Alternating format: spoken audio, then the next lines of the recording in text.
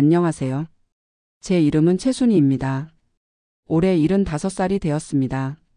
제 이야기를 들려드리기 전에 먼저 말씀드리고 싶은 것이 있어요. 나이는 숫자에 불과하다고들 하지만 제 인생에서 75이라는 숫자는 새로운 시작을 의미하게 되었습니다. 어떻게 그렇게 되었는지 말씀드릴게요. 저는 22살에 시집을 왔어요. 지금으로부터 53년 전이니 1972년이었죠. 시집 온 첫날부터 시어머니께서 이불 만드는 기술을 가르쳐 주셨어요. 순이야, 바늘 쥐는 법부터 배워야 한다. 시어머니의 첫 가르침이었죠. 처음에는 손가락이 찔리고 실이 엉키기 일쑤였지만 조금씩 솜씨가 늘었어요. 그렇게 3년을 배운 후 25살이 되던 해에 남편과 함께 작은 이불 가게를 열었습니다. 우리 동네 재래시장 구석에 자리 잡은 작은 가게였지만 저에게는 꿈의 시작이었어요. 최순인의 이불집이라는 간판을 달던 날 얼마나 가슴이 벅찼는지 모릅니다. 처음에는 시어머니가 가르쳐 주신 대로 손으로 한 땀 한 땀 누비는 이불만 만들었어요. 요즘 젊은이들은 모를 수도 있지만 그때는 기계로 찍어내는 이불보다 손으로 정성껏 누빈 이불이 훨씬 귀하게 여겨졌거든요.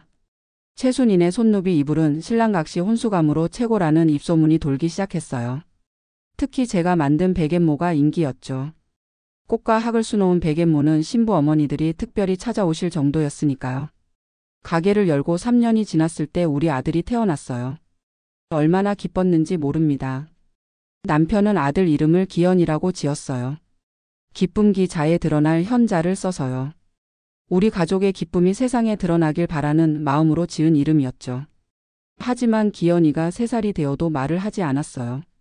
다른 아이들이 엄마 아빠 부르며 뛰어다닐 때 우리 기현이는 혼자 구석에 앉아 한 가지 장난감만 가지고 놀았지요. 처음에는 남자아이라 말이 좀 늦는 거야 라고 생각했지만 병원에 데려가 보니 자폐성 장애 진단을 받았어요.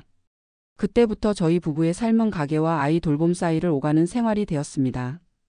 기현이가 5살이 되던 해에 딸 미영이가 태어났어요. 미영이는 기현이와 달리 활발하고 건강하게 자랐습니다. 학교 성적도 좋았고 대학에도 장학금을 받고 들어갔지요. 그런데 미영이가 대학교 3학년 때 필리핀으로 봉사활동을 갔다가 현지 남자를 만나 결혼해 버렸어요. 물론 처음에는 많이 속상했지만 딸아이가 행복하다니 그저 축복해 줄 수밖에 없었습니다. 지금은 필리핀에서 새 아이의 엄마가 되어 살고 있어요. 손주들 얼굴은 영상통화로만 봅니다. 가끔 할머니라고 부를 때면 가슴이 찡해요. 그래도 영상으로나마 볼 수 있어 다행이라고 생각합니다. 제 가게 이야기로 돌아가자면 처음 몇 년 동안은 정말 힘들었어요. 아이를 키우면서 가게를 운영하는 게 쉽지 않았거든요. 특히 기현이는 특별한 관심이 필요했기 때문에 더 힘들었죠. 하지만 시장 상인들이 많이 도와주셨어요. 옆 떡집 할머니는 가게가 바쁠 때면 기현이를 봐주시기도 했고 건너편 생선가게 아저씨는 가끔 싱싱한 생선을 선물로 주시기도 했죠. 그렇게 우리 가족은 시장 사람들과 함께 살아왔습니다. 가게를 연 지 10년쯤 지났을 때 손노비 이불 대신 기계로 찍어낸 공장 이불이 인기를 끌기 시작했어요. 처음에는 많이 당황스러웠지만 변화에 적응하기로 했습니다. 남편과 함께 서울까지 가서 새로운 이불 디자인을 공부하고 작은 미싱도 들여놓았죠. 그렇게 조금씩 변화하면서도 최순인의 이불집만의 정성과 품질은 지켜나갔습니다. 시간이 흘러 기현이가 25살이 되었을 때 어느 날 남편이 갑자기 배가 아프다고 했어요. 처음에는 체한 거라 생각했는데 병원에 가보니 위암 말기였어요. 얼마나 충격이었는지. 그렇게 남편은 6개월 만에 하늘나라로 떠났습니다. 당시 미영이는 이미 필리핀에 있었고 저는 기현이를 데리고 혼자 가게를 꾸려나가야 했습니다. 가끔 너무 힘들어 울기도 했지만 기현이를 위해 견뎌야 했어요. 엄마가 있잖아. 괜찮아. 라고 매일 아들에게 말했지만 사실은 제 자신에게 하는 말이었을지도 모릅니다. 이불집은 제 인생의 전부였어요. 35년 동안 그곳에서 웃고 울고 살았으니까요. 단골 손님들은 가족같이 되었고 시장 상인들은 모두 친척 같은 사이가 되었습니다. 저는 상인회 회장도 10년간 했어요. 명절 장터도 열고 시장 살리기 행사도 열면서 우리 시장을 지키기 위해 노력했죠. 그런데 5해 전 갑자기 시장 재개발 계획이 발표되었어요. 처음에는 우리 가게를 빼앗길 순 없다는 생각에 반대 운동도 했지만 결국 시장은 현대화 사업이라는 이름으로 재개발되었습니다. 35년 동안 지켜온 제 가게는 하루아침에 사라지게 되었어요. 보상금으로 1,800만 원을 받았습니다. 평생 일한 값이 고작 그것뿐이었어요. 너무 억울했지만 어떻게 할 수가 없었습니다. 가게를 잃고 난 후 저는 정말 막막했어요. 당시 70살이었는데 새로운 일을 찾는다는 건 꿈도 꿀 수 없었죠. 게다가 기현이는 당시 45살이었지만 인지는 7살 수준이라 항상 누군가의 보호가 필요했습니다. 다행히 기현이는 평일에 장애인 주간보호센터를 다니고 있었지만 그래도 저녁 시간과 주말에는 제가 돌봐야 했어요. 저희 집 형편을 말씀드리면 매달 국민연금 42만 원과 기초연금 30만 원을 받아 총 72만 원의 고정수입이 있었어요. 하지만 지출은 훨씬 많았습니다. 월세가 42만 원, 공과금이 15만 원, 의료비가 25만 원이었으니 고정지출만 82만 원이었어요. 여기에 기현이 주간보호센터 이용료 15만 원까지 더하면 매달 25만 원씩 통장에서 빠져나가는 상황이었습니다. 가계 보상금 1,800만 원에서 이미 3년 만에 620만 원만 남아 있었어요. 이대로 가면 2년 안에 모든 돈이 바닥날 계산이었습니다. 그러던 어느 날 장을 보러 간 대형마트에서 시식코너 알바 구인 공고를 보게 되었어요. 처음에는 내 나이에 누가 쓰겠나 싶었는데 용기를 내서 지원해봤어요. 놀랍게도 마트 매니저님이 오히려 어르신이 주셔야 믿음이 간다며 저를 바로 채용해 주셨어요. 나중에 알고 보니 그 마트에서는 고령자 채용을 적극적으로 하고 있었다고 해요. 어르신들이 음식을 대하는 정성과 고객들에게 주는 신뢰감 때문이라고 했습니다. 저는 시급 9,860원 주 4일 하루 3시간씩 일하게 되었어요. 한 달에 35만 원 정도 벌게 된 거죠. 가장 좋았던 건 기현이 주간보호센터 시간에 맞춰서 일할 수 있다는 점이었어요. 오전 9시부터 12시까지 일하고 그 후에 바로 기현이를 센터에서 데려올 수 있었거든요. 처음 시식 코너에 서던 날 너무 긴장했어요. 손이 떨려서 프라이팬을 거의 떨어뜨릴 뻔했죠. 그날은 소시지 구이 시식이었는데 집에서는 자신 있게 하던 요리인데도 많은 사람들 앞에서 하려니 무척 긴장됐습니다. 하지만 첫 손님이 아주머니 이거 정말 맛있네요 라고 말씀해 주셨을 때 그 긴장이 조금씩 풀리기 시작했어요. 시식 코너 일을 하면서 예상치 못한 혜택들도 많았어요. 가장 큰 혜택은 식비 절약이었습니다. 판매하고 남은 시식품을 직원 할인으로 구매할 수 있었거든요. 덕분에 저녁거리를 매우 싸게 해결할 수 있었어요. 또 마트 직원 할인 15%가 적용되어 장을 볼 때마다 7,000원씩 절약되었죠. 게다가 시식 접대를 하다 보면 자연스럽게 점심 식사도 해결되었어요. 손님들에게 제품을 설명하면서 조금씩 먹다 보면 어느새 배가 불러 있었거든요. 이런 혜택들 덕분에 식비가 월 15만 원에서 7만 원으로 줄었어요. 알바비보다 이런 혜택이 더 큰 도움이 됐습니다. 시식 코너에서 일하면서 건강 문제도 있었어요. 저는 5년 전에 백내장 수술을 받았는데 당시 형편이 넉넉지 않아 중저가 인공수정체를 선택했거든요. 그래서 가까운 것이 잘 안 보여서 레시피를 읽을 때마다 확대경을 사용해야 했어요.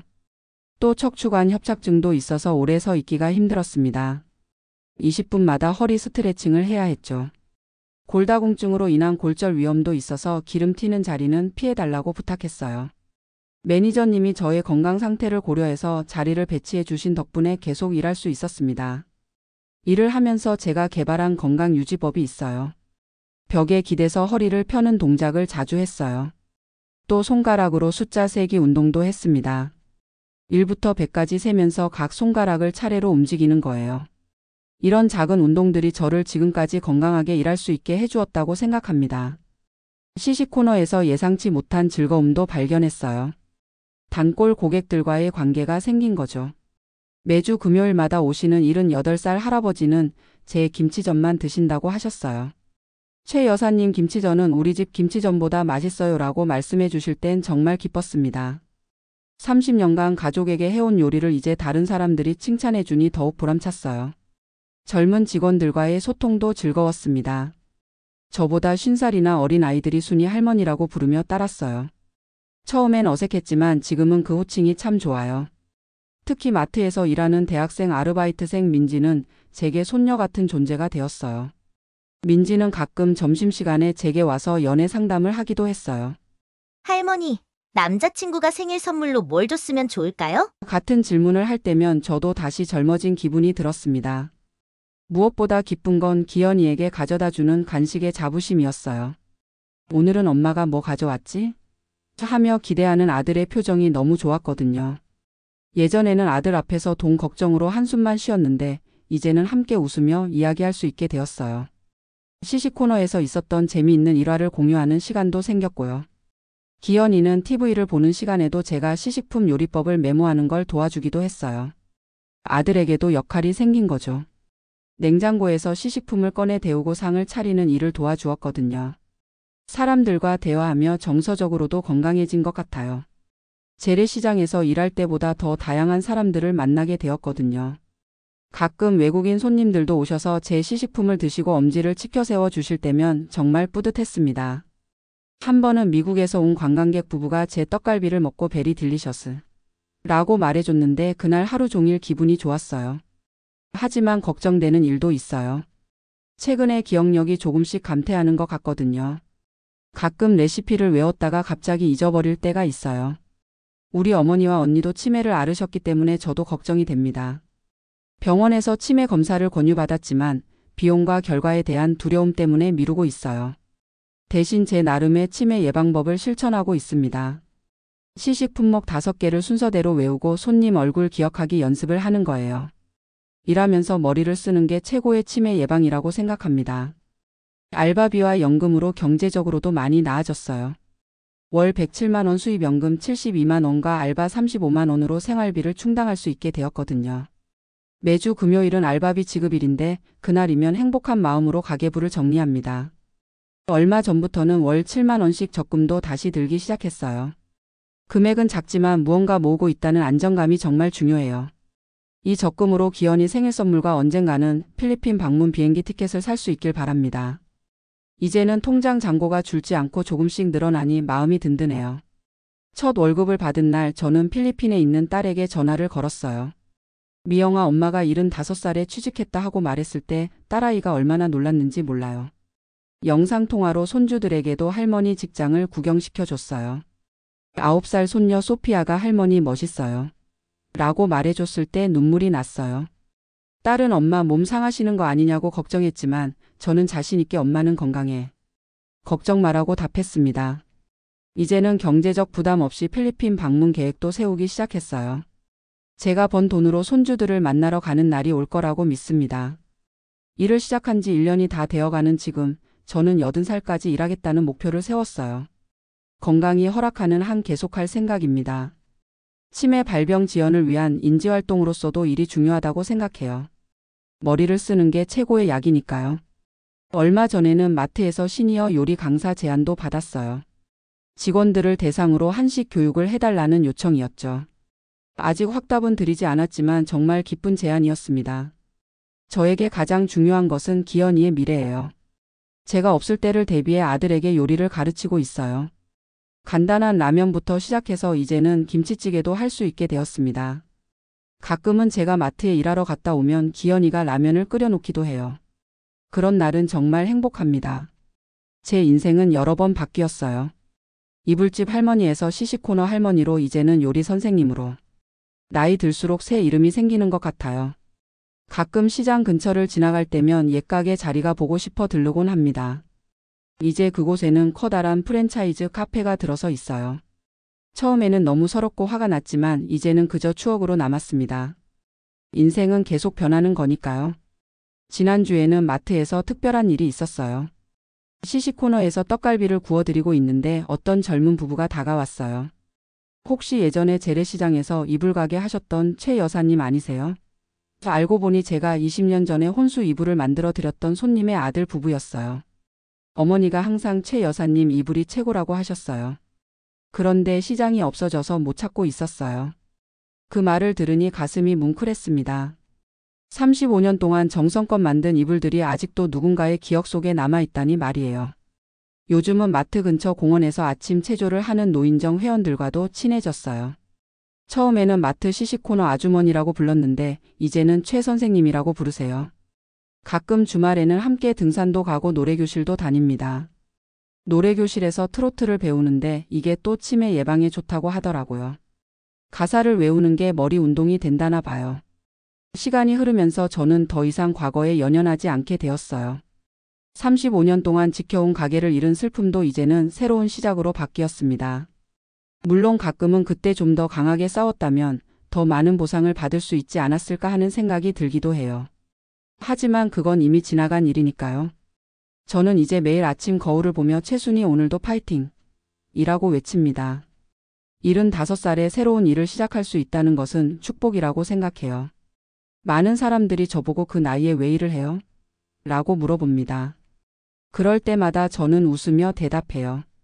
왜냐고요? 살아 있으니까요. 숨 쉬고 있으니까요. 그게 바로 일하는 이유입니다. 이제 저는 나이는 그저 숫자에 불과하다는 말을 진심으로 믿게 되었어요. 인생은 언제든 새로운 장을 열 수 있다는 것도요. 손주들에게 할머니가 75살에 새 직업을 가졌단다라고 자랑스럽게 말할 수 있어서 행복합니다. 제 이야기가 혹시 비슷한 상황에 처한 분들에게 작은 희망이 될 수 있다면 더 바랄 게 없겠네요. 오늘도 저는 시식 코너로 출근합니다. 오늘의 메뉴는 소고기 육전이에요. 제 특제 간장 소스를 곁들인 육전은 항상 인기 메뉴랍니다. 마트에 들르시면 저를 찾아주세요. 맛있는 육전과 함께 따뜻한 미소로 여러분을 맞이하겠습니다. 인생은 계속됩니다. 나이가 많다고 상황이 어렵다고 포기하지 마세요. 75살 최순희도 새로운 시작을 했으니까요.